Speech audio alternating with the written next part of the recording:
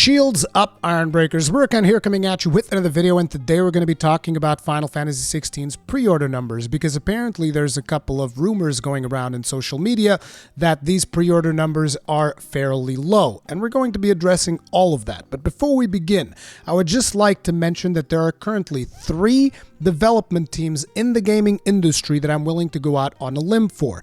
That means that no matter what product these teams happen to be working on, I'm willing to bet that by the time the product is complete and the game has released, I'm going to be enjoying that game significantly, and most likely I'm going to end up recommending that game to my audience.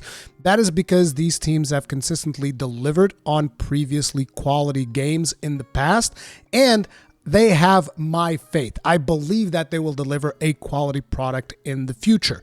These 3 teams are From Software, the Monster Hunter team, and Creative Business Unit 3.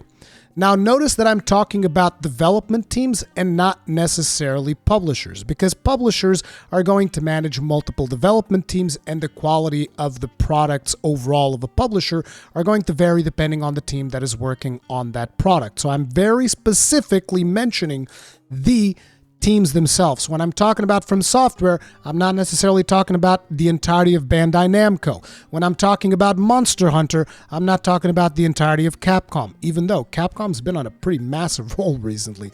And when I'm talking about Creative Business Unit 3, I'm definitely not talking about Square Enix as a whole. So I want to make sure that people understand the separation between development team and publisher. So, having said that, let's get into this article. Square Enix is reportedly panicking over Final Fantasy XVI's pre-orders. A report indicates that Square Enix is panicking behind the scenes regarding pre-orders for the upcoming franchise release, Final Fantasy XVI. So for starters, calling it a report, I'm not sure if that's like the most accurate thing. We're going to get into that in a bit here. A new report from a gaming insider indicates that Square Enix is panicking over the number of pre-orders for Final Fantasy XVI when compared to Final Fantasy XV. There's a lot to unpack there to begin with, but let's continue.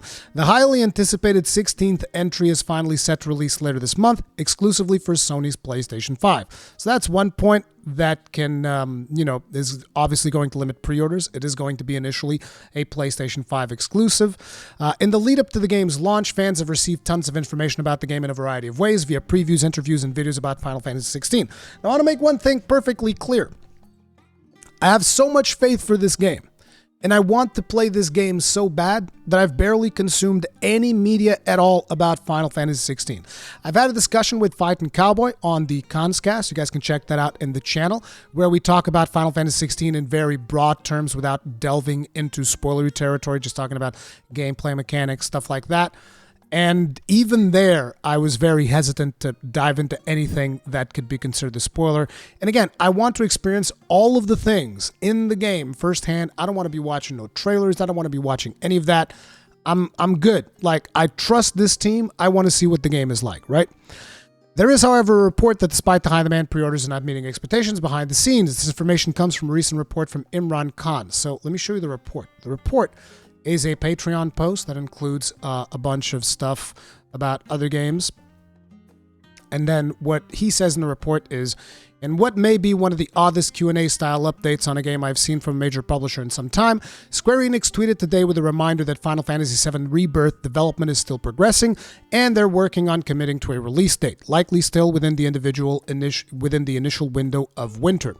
I bring this up because I had heard recently that Square Enix is panicking slightly over Final Fantasy XVI pre-order numbers, which are tracking behind Final Fantasy XV, even accounting for the lesser number of launching platforms. So the statement here also mentions that despite the fact that it's only launching on PlayStation 5, they're taking that into account, and they're saying that the pre-orders are still not that great, supposedly. Granted, those are pre-order numbers, and they're usually only useful to gauge guaranteed day one sales versus potential day one sales, so the actual number could blow everyone away.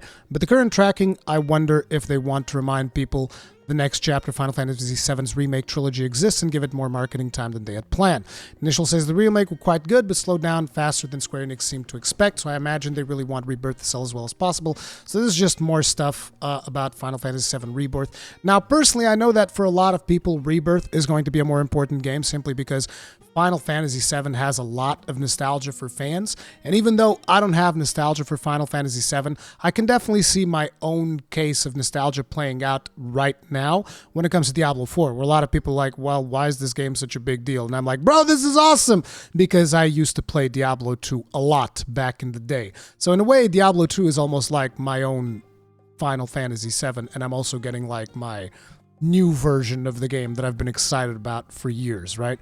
But I can understand, right? The Final Fantasy VII is not that important to me, but I will say I greatly enjoyed Crisis Core, greatly enjoyed the remake, and I'm going to be playing Rebirth 1,000,000%. No ifs, ands, or buts about it, right?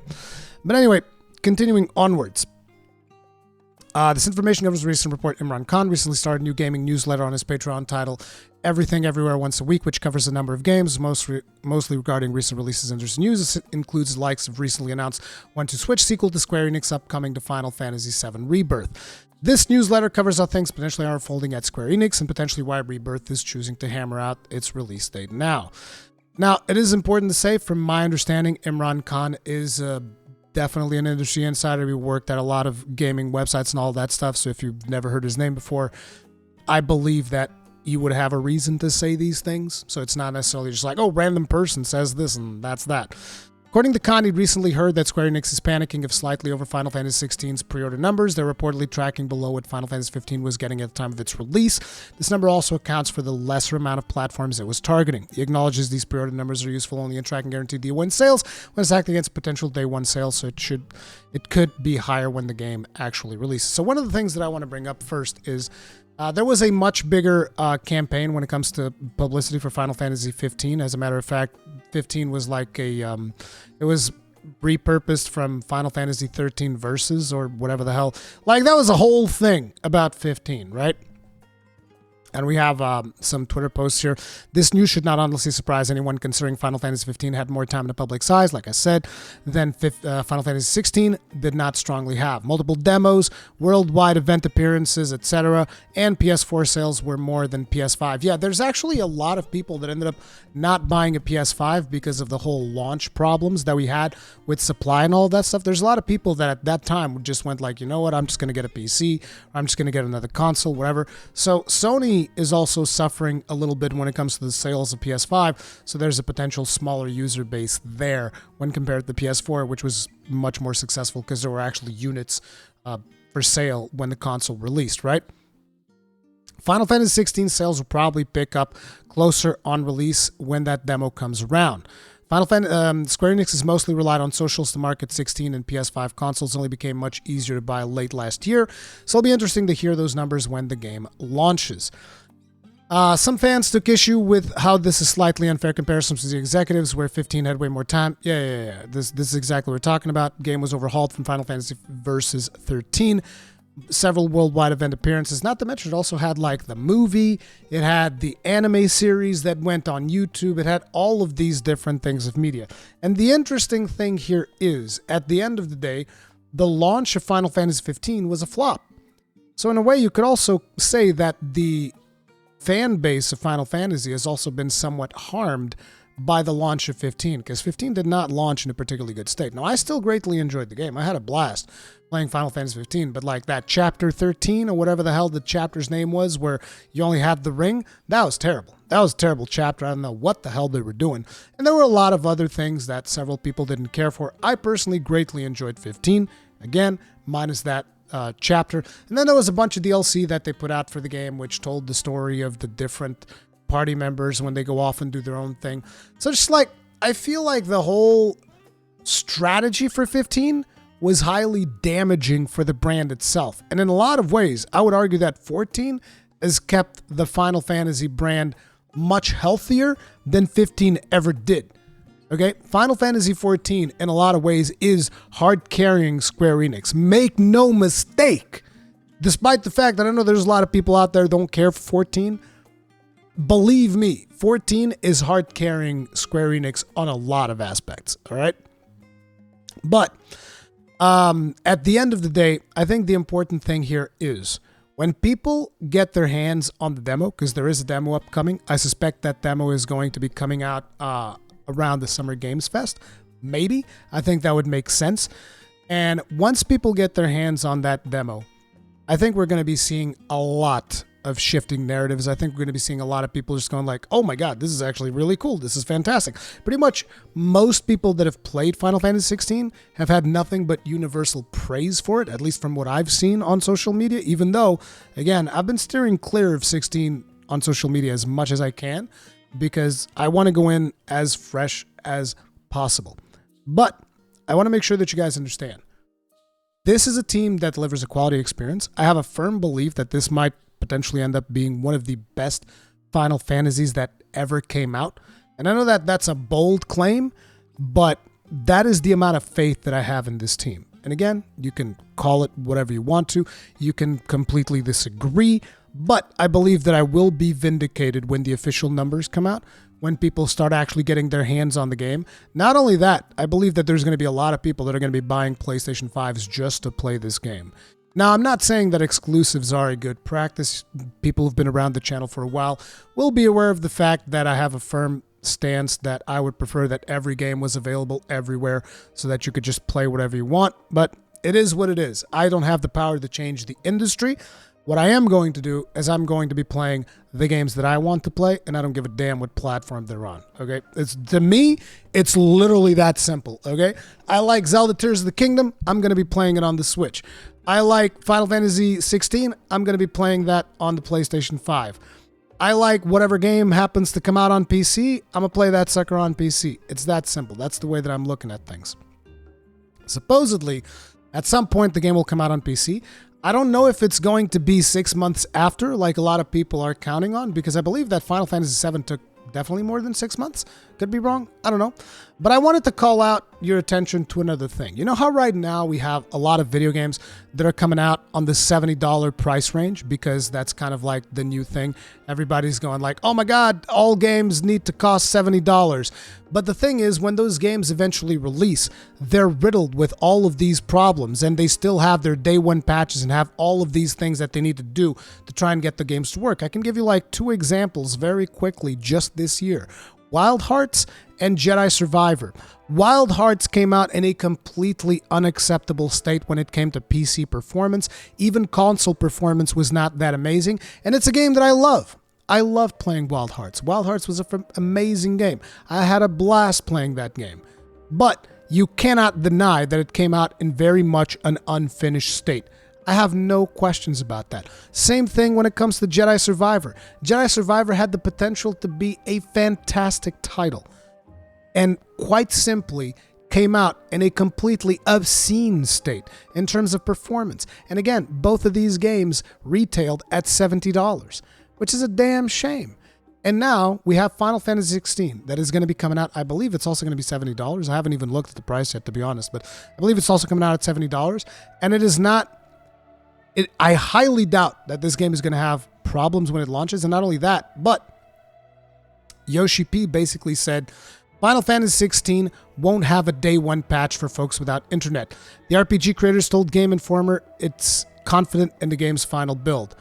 Folks who don't have an internet and want to sit through a long day one patch download Final Fantasy XVI are in luck. Square Enix doesn't have one planned for when Devil May Cry action RPG hits PlayStation 5 on June 22nd. When was the last time that we've had a release that didn't come with a day one patch? Holy crap. Even the developers have high confidence in the product that they're putting out, which they better. But unfortunately, it's something that has become somewhat of a rarity when it comes to development. Like, listen, I'm not going to tell people to run out and pre-order the game because you shouldn't pre-order games. I don't think that's a particularly good practice, and I don't really care anything about pre-order numbers. What I care is the game going to be successful or not? And in my opinion, Final Fantasy XVI is going to be brutally successful. And I can't wait to get my hands on it and play the damn thing. It is going to be gorgeous. I'm probably going to be live streaming the whole experience, either live streaming or creating episodes. I'll figure something out, but I can't wait to jump into Final Fantasy XVI. I don't give a damn whether or not people pre-ordered it or not, because I guarantee you once people actually see what the gameplay is, once they actually get the game in their hands in the form of the demo, which, by the way, I believe it was said that the demo is going to, the progress transfers over to the final game, it's going to change most people's minds and they're going to jump in. Now, I know that there's also the whole topic of, oh, it's not really Final Fantasy 16. It's actually more like Devil. It's not really a Final Fantasy game. It's more like Devil May Cry. It doesn't have turn-based things. It doesn't have command actions. It's just an action-type game.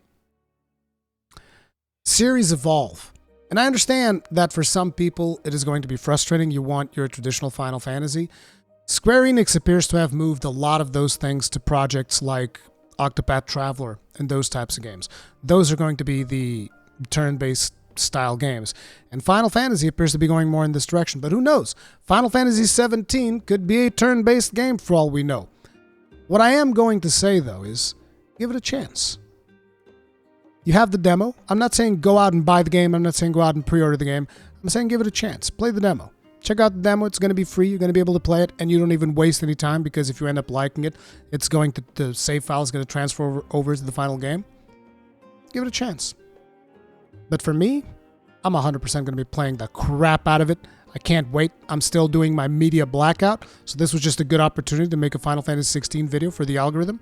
Thank you all very much for watching. If you enjoyed the video, hit the like button, subscribe, bell notification icon, and I'll see you guys in the next one. Stay strong, stay safe. Peace out.